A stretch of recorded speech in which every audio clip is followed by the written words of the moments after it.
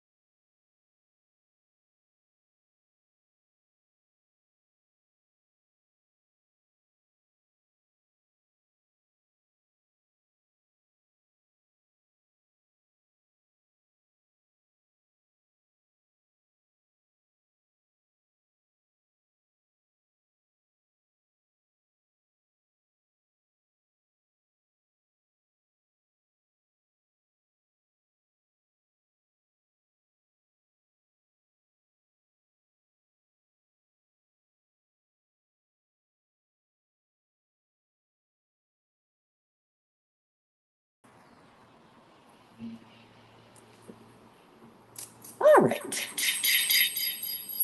Come on here. There we go. And there's an echo.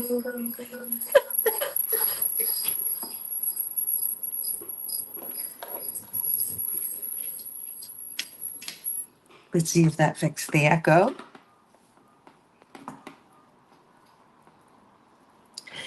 And this is Dr. Marissa reporting live. I wonder if my board operator sound engineer is up yet in Texas, because he's to blame for this new setup. All right. Well, when life gives you brown bananas, you make banana bread. But I'm so glad you're here. You are tuned to Take My Advice. I'm not using it. Get Balanced with Dr. Marissa, the morning show. And this is consecutive week number 790. Let's see. I'm going to. All right.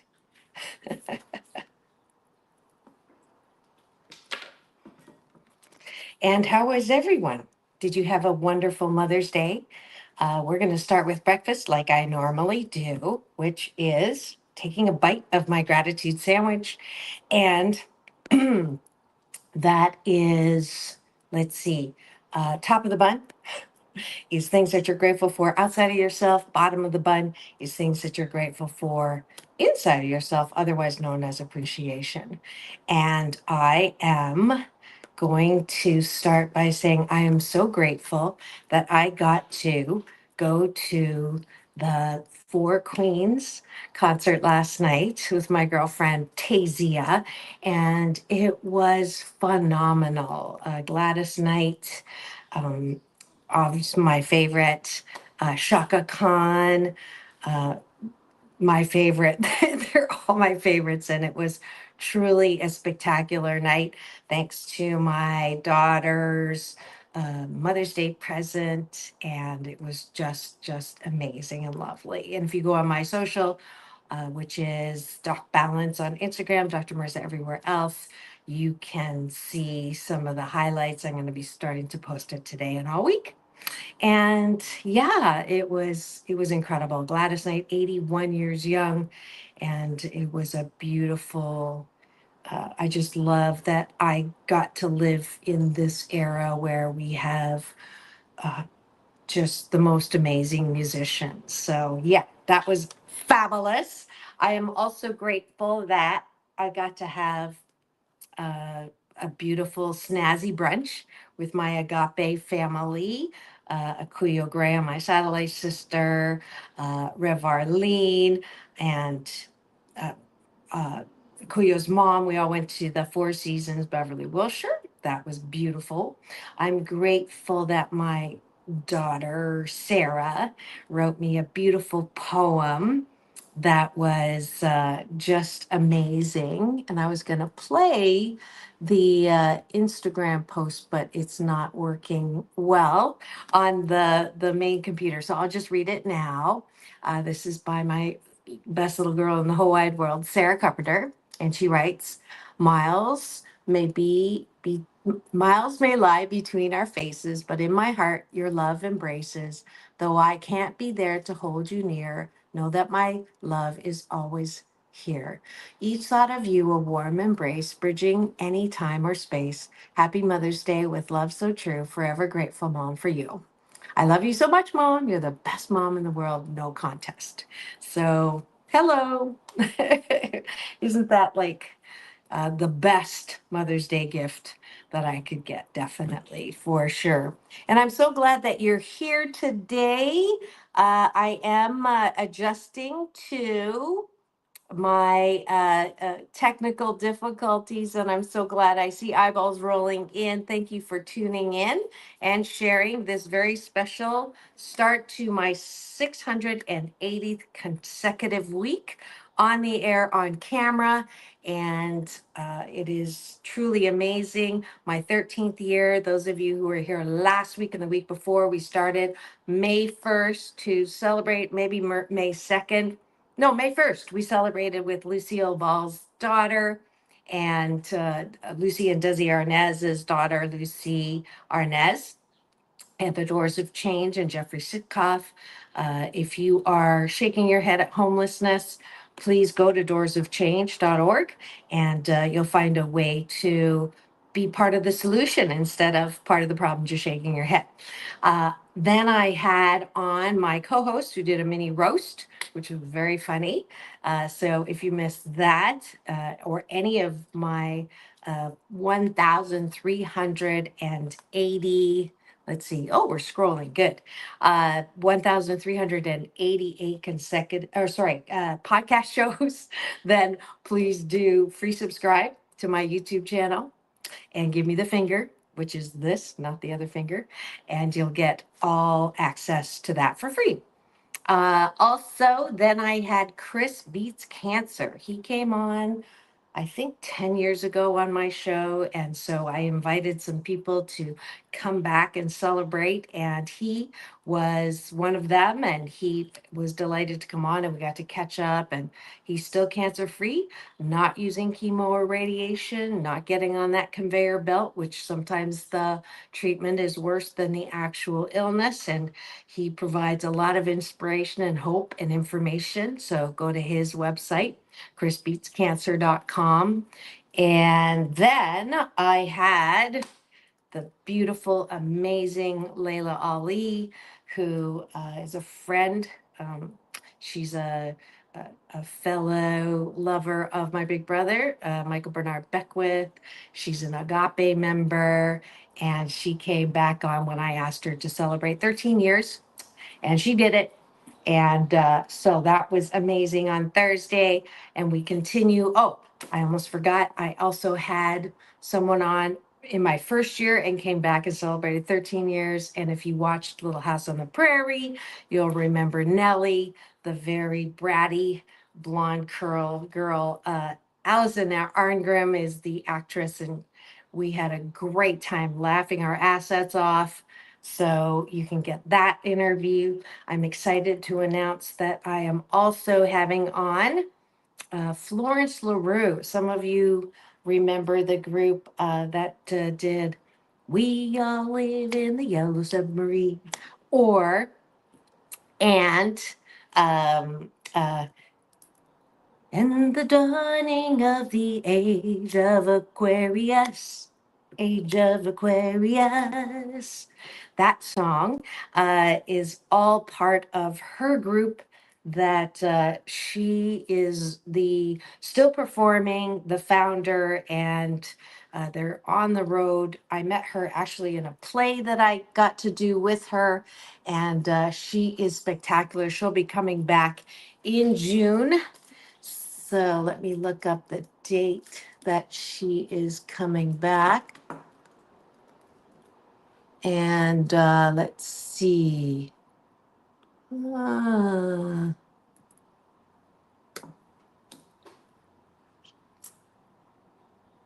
So Florence LaRue from the Fifth Dimensions, she is going to be on my show on June the 3rd. So you want to keep it here, but keep it here all the time. I'm here Monday through Friday, every weekday morning. No headlines, no politics, no K words, no Kardashian talk, no T talk, no P. Diddy talk. We want to talk about heartlines and how you could be happy 88% of the time. And Mondays are Mental Health Mondays. Monday. And we are talking today about mothers and daughters, obviously, because we just had Mother's Day. So I am excited to do that with you this morning. Let's see. Anything else you want to be grateful for? Feel free to put it in the chat. I saw a comment earlier, I think that came by, but I am, let's see. Where are my comments? I am using my phone because something went a little haywire on the computer. I have a new computer, so maybe that's the issue. But we're making banana bread out of brown bananas this morning. So glad that you're here. We're going to go from the top of the bun, which is things that we're grateful for outside of ourselves, to the bottom of the bun, which is what do you like about yourself? And I do this because good mental health starts with self-care, self-love, self-soothing. And frankly, my dear, if you can't approve of yourself, how the fork do you expect anybody else to approve of you? So that is why we do that. And if you were anything like me, I was raised not to toot my own horn. You're not all that. Don't talk about yourself. Don't think that you're better than anyone. Don't even talk about what you're good at. So the problem with that is if you are not sure about what you're good at, uh, or you criticize yourself all the time with what you're not good at, you begin to look for love in all the wrong places. And literally, you're looking for likes these days on social media. That's why I am an advocate of if you build it, they will come, and don't buy numbers. Don't be influenced by people who promise you increased numbers, because it just is not, in my estimation and in my mind, a great way to think well of yourself. You know what you're good at. If you do, you know what you're not that good at, and you work on those things. But that's the most important person to understand what you're good at and what you're not good at is you.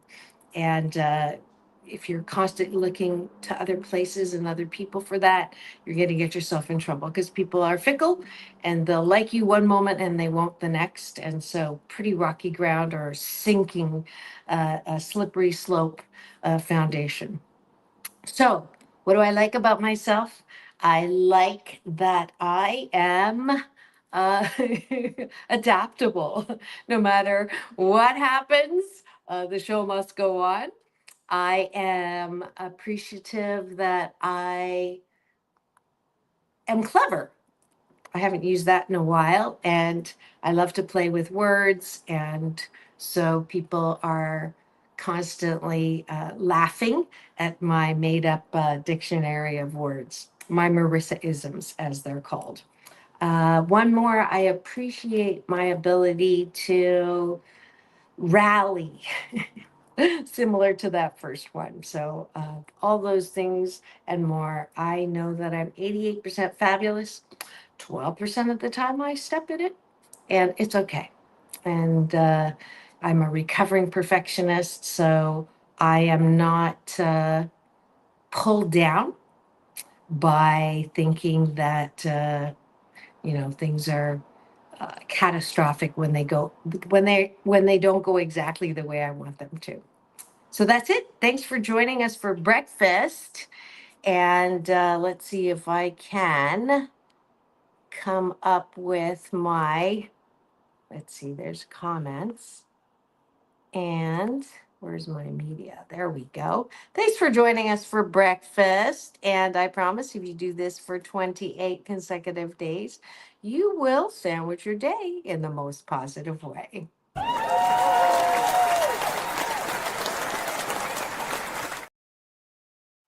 And now for the topic of the day.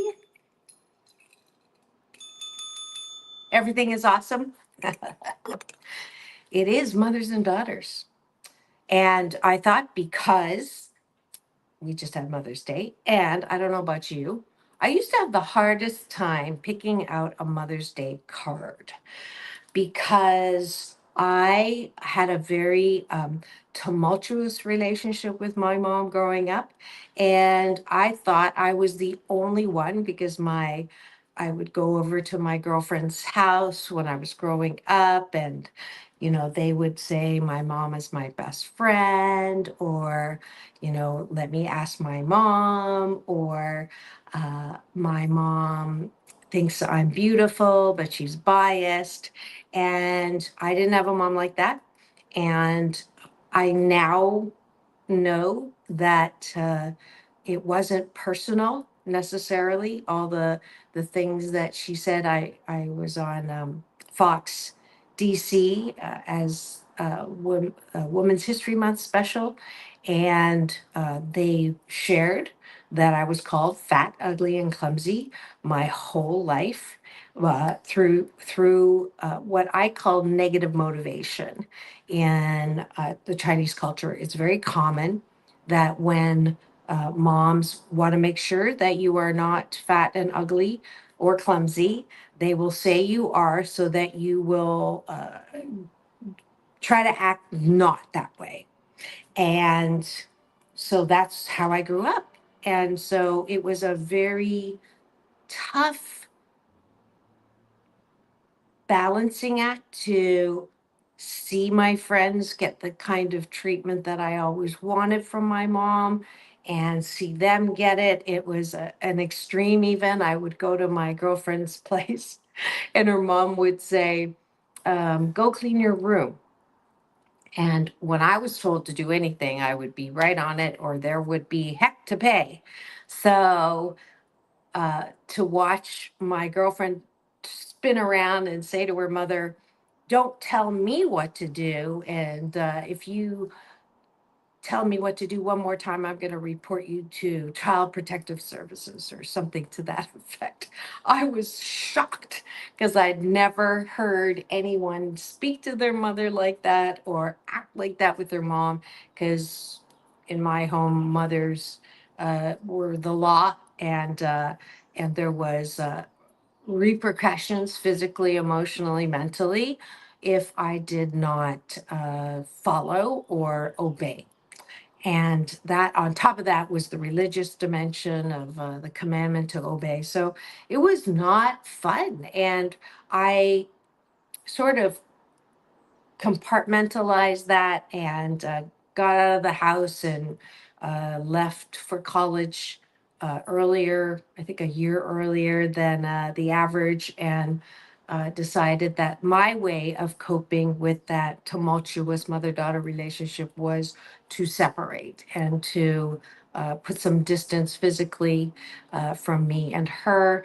And that began um, the strategy of dealing with mother-daughter relationships, that love-hate relationship, by separation, right? And in my happiness coaching, when I work with women, they will say to me, I don't have a problem with my mother because I don't have a relationship with my mother.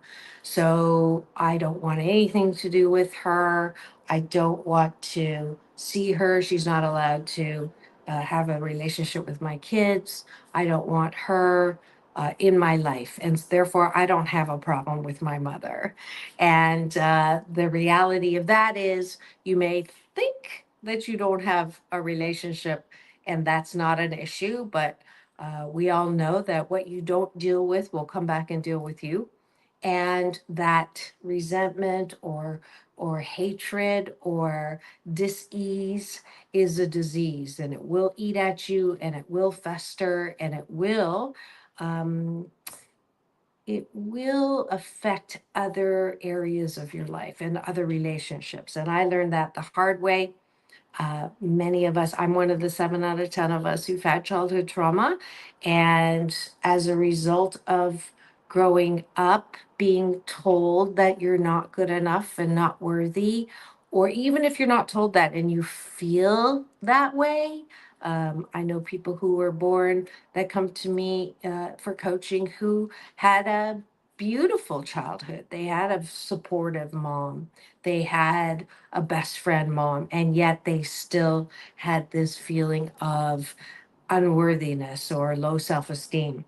And so when you're in that space, you have a tendency to attract or have relationships with other people that bring that part of you out.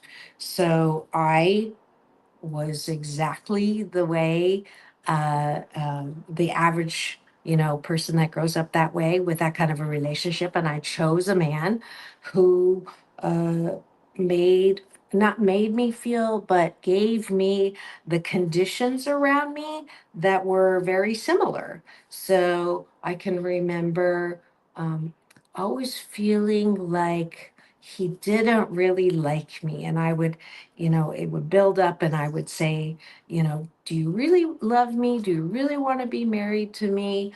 It happened like 6 times that I remember.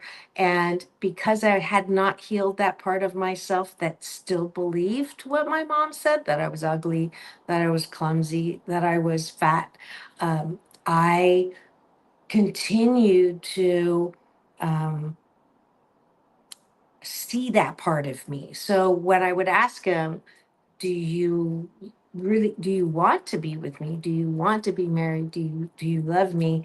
And he didn't say yes.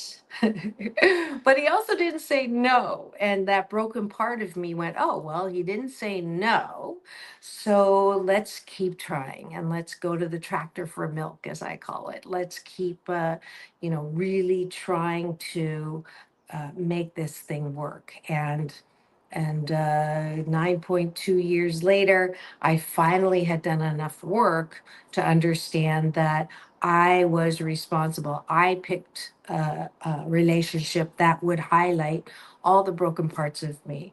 And through a lot of, between I did some work with therapy, I did some work with Codependence Anonymous, I did some work with, uh, um, you know, um, a 12-step program. I did work with Agape through my big brother, Michael Bernard Beckwith, and worked through Esther Hicks and Abraham Hicks and the teachings of the law of attraction from that. Uh, Many years later, like 16 years later, now understand how I got into that relationship, and I don't regret because every single negative interaction I've ever had, both with my mom and with my husband, chiseled me into who I am now that I like. And so I don't regret those things. But I wanted to focus on, particularly if you're a person that does not have a very positive relationship with your mother, that there is hope, that there is a way to balance out those negative feelings um, with some tools. And that's what we're talking about today for Mothers and Daughters on Mental Health Monday Matters on Take My Advice. I'm not using it. Get Balanced with Dr. Marissa, the morning show on KCAA, the station that leaves no listener behind.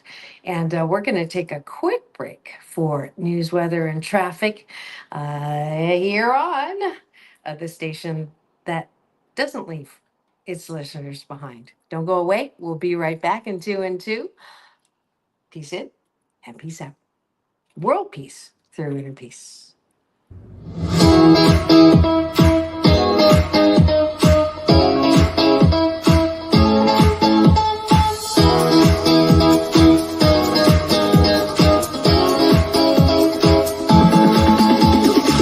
Take back. Well, she has been dubbed the Asian Oprah, and she just wants all of us to be happy.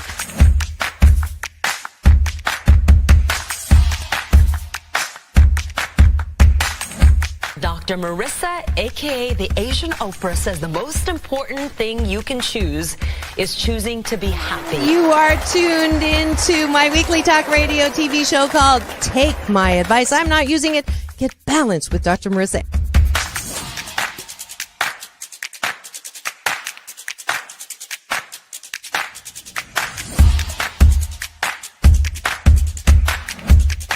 That's the idea for Dr. Marissa Pei's new book called 8 Ways to Be Happy. Many of us say, I am my own worst critic.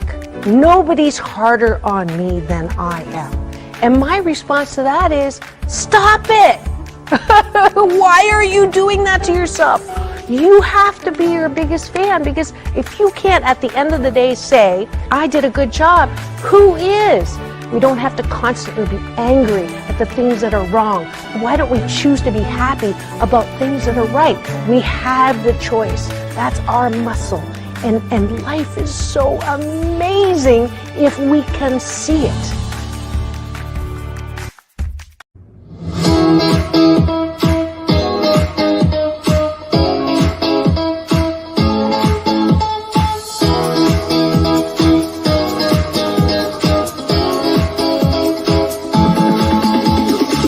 Take back your life with Dr. Marissa Pei.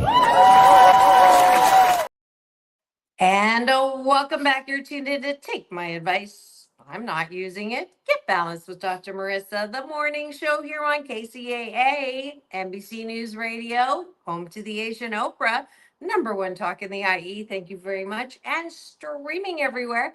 iHeartRadio, Spotify, and of course my YouTube TV channel, which if you free subscribe and give me the finger, this one, not the other one, you will have access to a full library of 790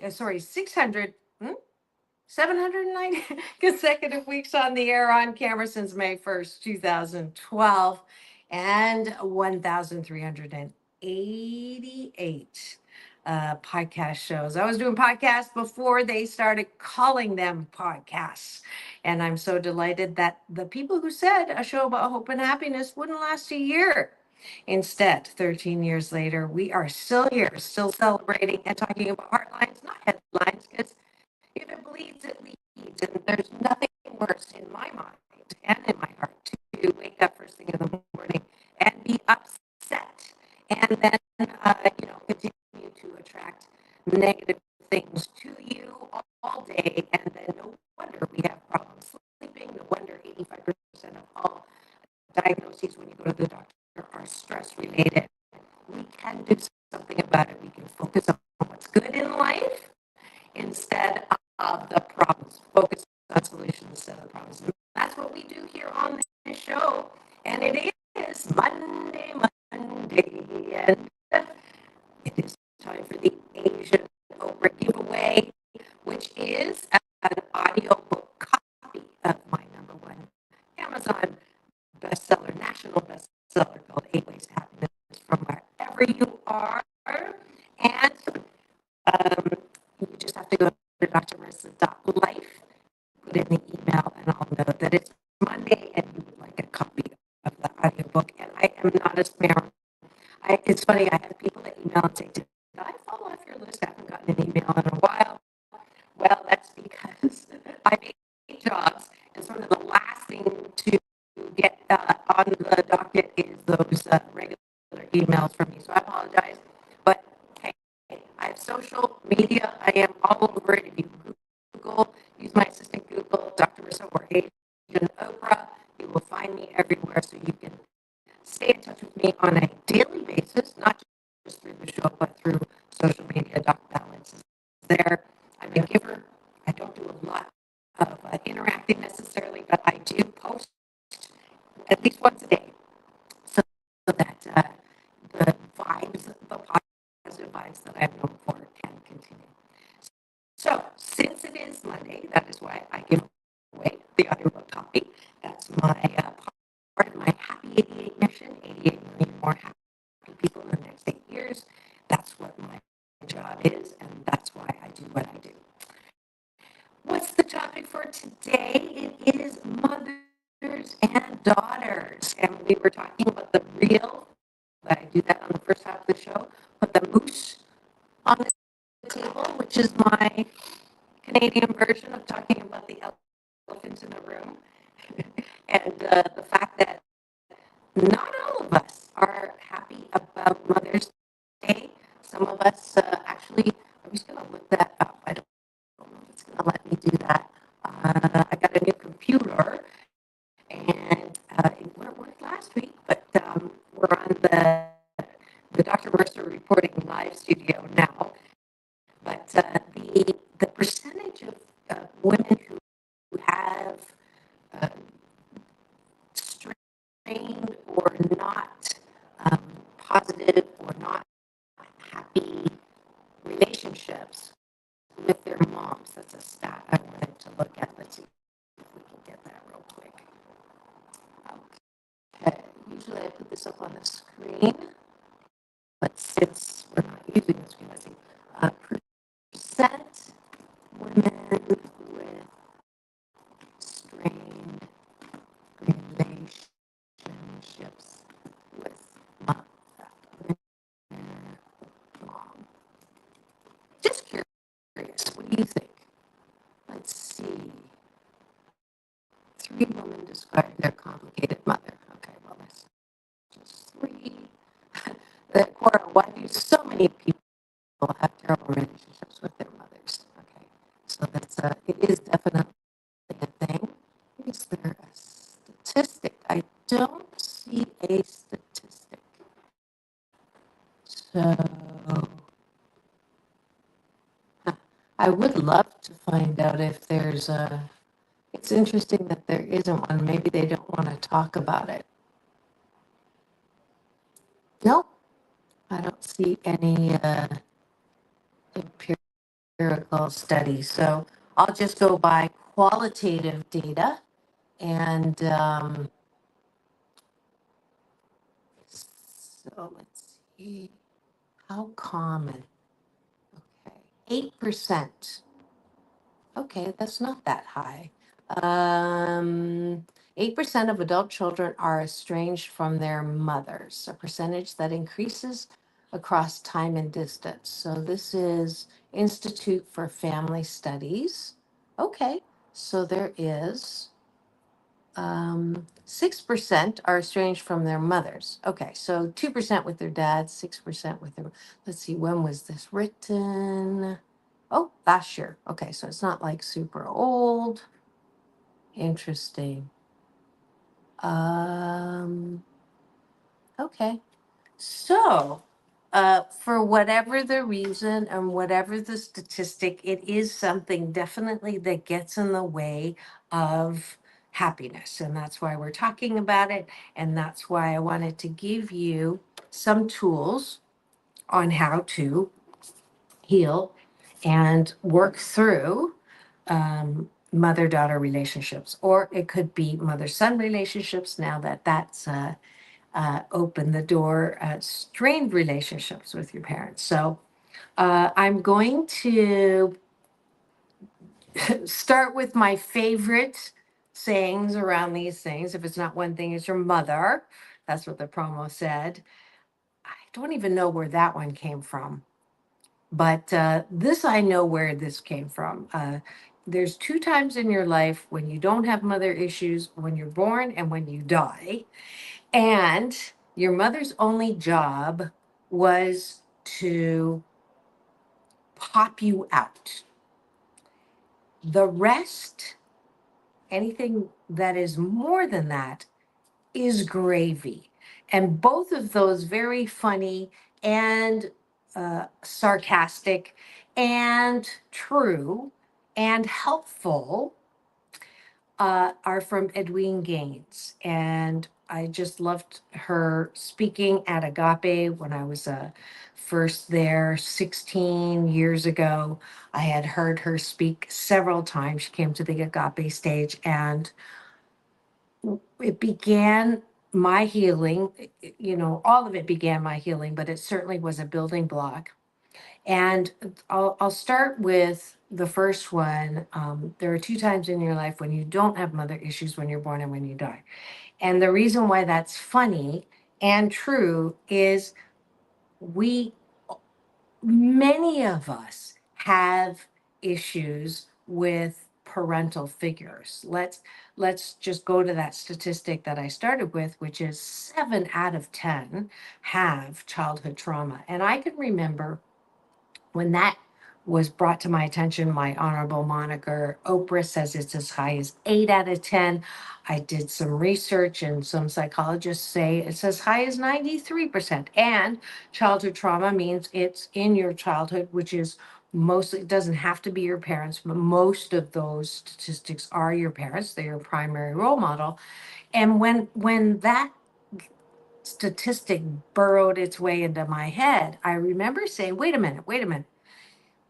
If 7 out of 10, if we take that lower, not the 93%, 7 out of 10, that means it's the majority of us. So why does the majority that's supposed to rule think that there's something wrong with us? So that really began that shift from there's something wrong with me because I had childhood trauma to, okay, there must be some role, or there must be some good, or there must be some reason that it's so high. And I began to sort of look for, instead of feeling sorry for myself, instead of saying it isn't right, which is how I grew up thinking, how did I translate the trauma? There's something wrong with me. I'm being punished. This shouldn't be happening to me. I got the short end of the stick being born into a family where I wasn't told I was beautiful. I didn't have a best friend and a mom. There's something wrong with me. There's something wrong with her. Blame, blame, blame, shame, shame, shame. That's how I translated my childhood trauma for years and decades. Now, I didn't talk like that, but I had that seething mess inside of me. So when I began to look at that statistic, 7 out of 10, and saw that it was the majority that had that trauma, then I also began to look at, okay, so, and this is why I call Michael Bernard Beck with my big brother, is because he said, and a light bulb went off, if nothing changed and you didn't, I mean, he didn't say this part, but in my mind, I translated. So I'm not going to look at this as something bad that happened. If I can turn around and look at it as something that just happened, was there anything that was birthed in me, that developed in me, created in me as a direct result of that trauma that I actually like about myself? And that was a key pivotal question. So if you have, um, that kind of difficult relationship with your mother, whether it's your son or a daughter. And if you can, for a minute, maybe not now, but let it sit with you and go to the beach, or, that's why I have exercises in here. It's a self-help on steroids, and this is Out of Hatred into Love, chapter 4, where I ask you to go back and look at all of the bad things that happen, and suspend the word bad and just see it as happened. What did it develop in you? And you begin to sort of shift from blame and shame to discovery. So, what did that formerly known as shiitake, now seen as fertilizer, what did that help you develop? And thank you. Someone just gave me the finger, the thumbs up on that point. Thank you so much. Because that is now, some people will say, yeah, but it's still not right. Your mother should have done this, or your father should have been like this, or it's not right that they hurt you. It's not right that, yes, I can spend the rest of my forking life being righteously indignant about the fact that I did not get treated the the right way, or the normal way. And honey, 7 out of 10, that's the majority. So it's not the normal way to be in gravy, which is the second part of the beautiful funny spiffy, or what is that word I'm looking for? Doesn't matter.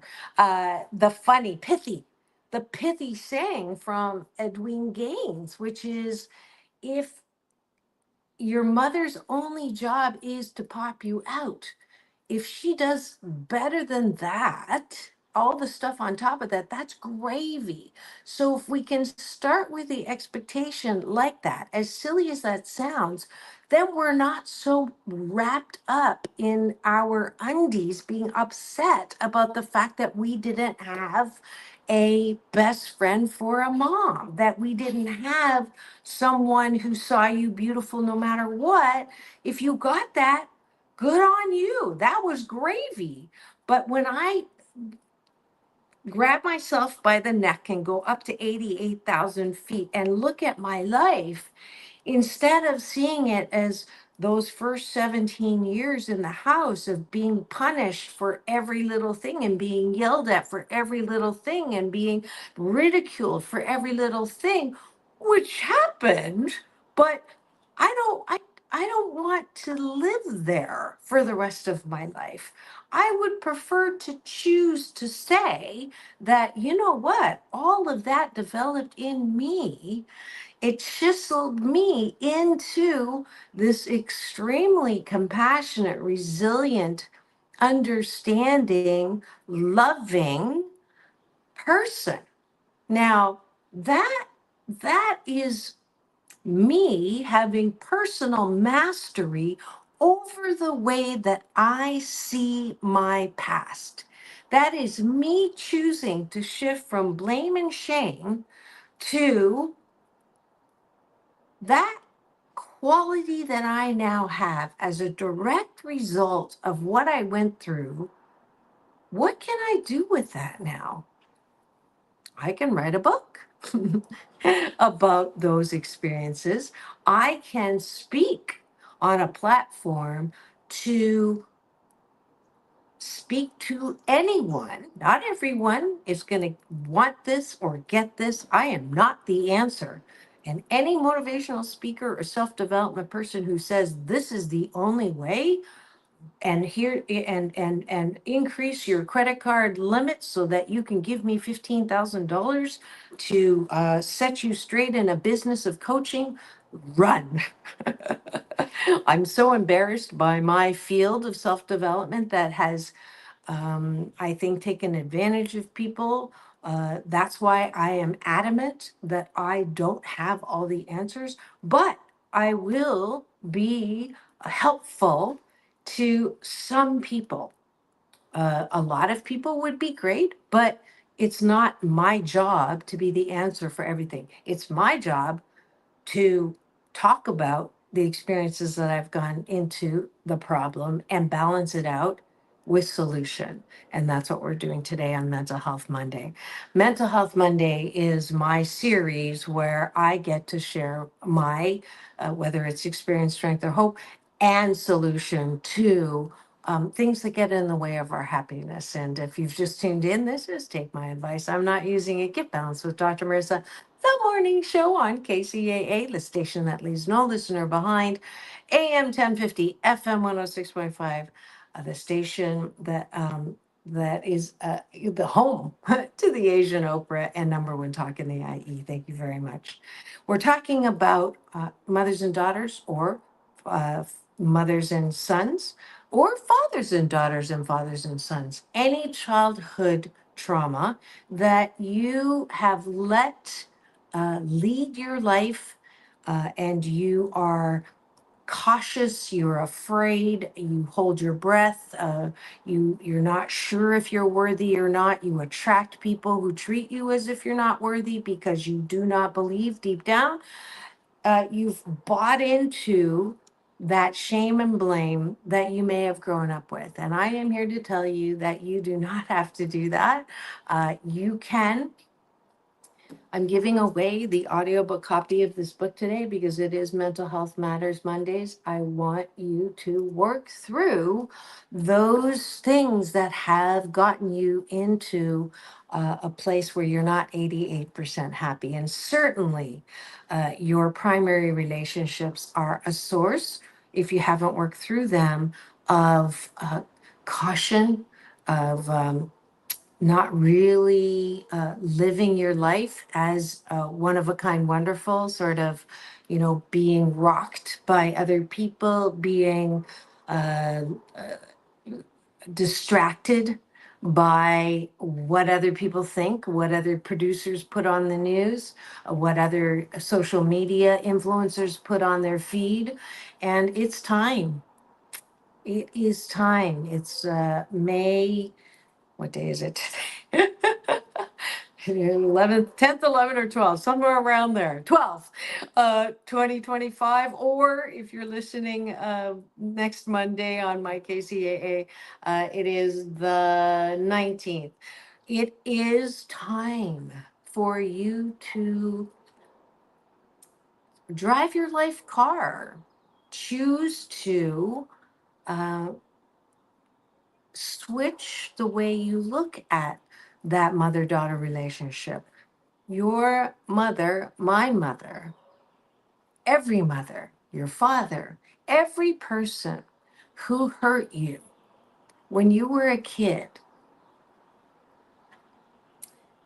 This one's not easy to swallow. And I have to say, it doesn't come overnight. This is not a light switch, because those of you who know, I just returned from Toronto, where my mom has Parkinson's, and I've told you, she was my difficult relationship, and I was so grateful that this last trip, so most of my forgiveness work, most of my shift work that I just told you about, that I was able to do, that got me to choose to see what happened to me, not to me, but for me, and I did that pivot, there was still a little bit left of that blame and shame that was still impacting my ability to love fully and completely. And my big brother's been working on this with me. He keeps trying to remind me that I am love, that's who I really am. And personality is just a lampshade for us, and that we have the capacity to have, that energy of love. Call it God, whatever you call it, source. I call it my UPS man, my universal power source who delivers when I meditate every morning. That is the limitless capacity that we have. And any holding of bitterness and hate will get in the way of our ability to really shine, to really grow and expand, to really love our lives fully and completely. So this last trip, it was so, I'm going to get emotional because it wasn't about her. But if you can, this is advanced work here, folks. If you can truly, truly, truly say that everybody does the very, very best that they can, everybody, even the ones that hurt you to the core, even though those who shouldn't have done that, even those who should be strung up and killed or tortured because of what they did to you, even them. Even them. I know this is a super hard pill to swallow, but I promise you that if you can cut everyone that slack and really, truly, you don't have to understand. Like for me, the more I could allow and comprehend and consider the life that my mom had, growing up super poor, growing up in China, growing up with very dysfunctional sibling relationships herself, growing up where her mom had her at age 46, and that's old, in any sense of the word, and growing up. Her father had become a minister. And so the shame that her mom felt at having a child at 46, because in their understanding, sex was only for having children. And so to have a child that late, her mother said to her, I wish I had aborted you. And so for my mom to hear this as a child and have, really bad experiences with siblings, and really, she told me stories of the reason why she hated my dad, and it was hard to hear, but she had unrequited love of a man herself, and all these things. It doesn't excuse what she did to me, but it certainly helps me understand more. And there's nothing necessarily, you'll say, well, nothing excuses a mother who beats their daughter or a father that molests their child. Nothing excuses that. And you can say that and be angry about that for the rest of your life. But you can also choose to say, I don't understand it. I don't condone it.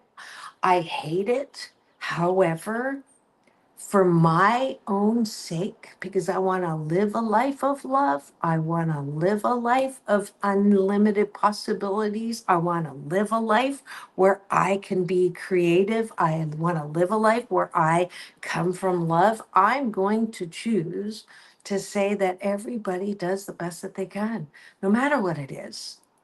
I just choose to do that, because when I did that this last time, and I could truly give my mother that understanding and give myself the gift of letting go of all blame and shame. I I think I taked it because the depths of it was as if I went to every corner of my soul and shoveled out every remaining corner of poop. and I and I threw it out of my whole soul being. And then I looked at it and realized it was fertilizer. That all of that, I could embrace truly as the fertilizer that grew me. And I don't like myself all of the time, but 88% of the time I like myself. 88% of the time I love myself. 88% of the time I believe in who I am and I am fabulous. 12% of the time, not so much, but I'm human. And so you can't be happy 100% of the time because you'd be dead. You need the contrast. I know that that 12% is there for a reason too. That's that part. But that I have completely decided to release that bitterness and that resentment, that righteous indignation for my mom was such a gift that I gave myself. And here's the funny thing. I didn't do it to I spent so many years trying to be the perfect daughter, trying to be um, the perfect whatever, but especially the perfect daughter. I wanted her approval beyond anything. And I never got it.